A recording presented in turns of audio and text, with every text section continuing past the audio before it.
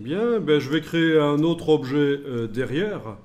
Bon, je vais tout verrouiller. Oui, tout verrouiller. En cliquant, glissant. C'est l'occasion de voir qu'on peut verrouiller en faisant un cliquer glisser sur la colonne des objets. Voilà. Mais le calque n'est pas verrouillé, lui. Donc j'ai fait un cliquer glisser. Ça sert aussi à déverrouiller le cliquer glisser dans la colonne ici.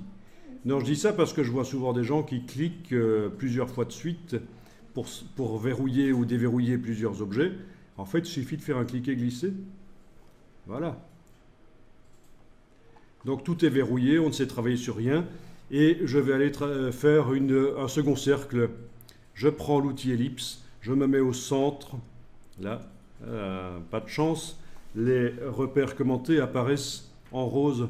Et c'est pas toujours facile si j'ai utilisé du rose dans l'illustration. Heureusement, dans les préférences, on a les préférences repères commentés et on peut même changer leur couleur. D'accord ?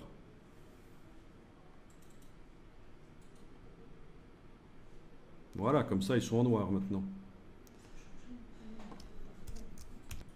Donc, je trace un nouveau cercle avec la touche Alt et majuscule. Je le fais plus grand que l'autre. Voilà.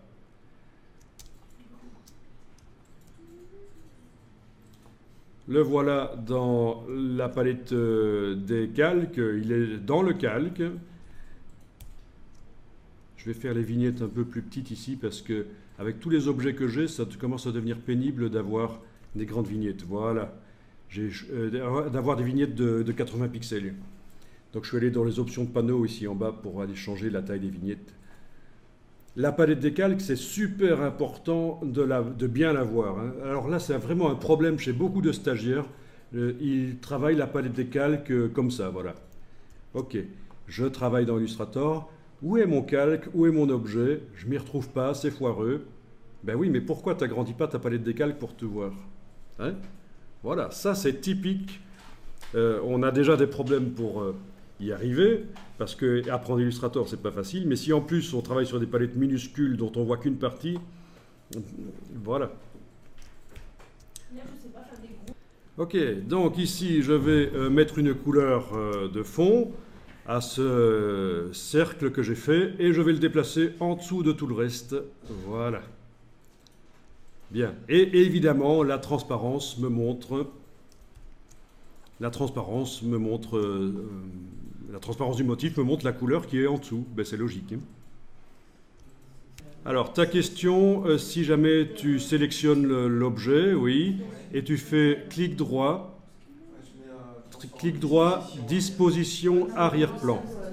Alors, ça, c'est la même chose que d'aller, évidemment, dans objet, disposition, ici. Ça va avoir le même effet, ça va le mettre à l'arrière-plan du calque. Oui, si on avait plusieurs calques, ça concerne le calque. Ça ne va pas envoyer tout en bas, tout en dessous de tous les calques. Mais il ne faut pas utiliser ça, parce que c'est l'ancienne manière de faire avant que Illustrator n'ait une palette des calques.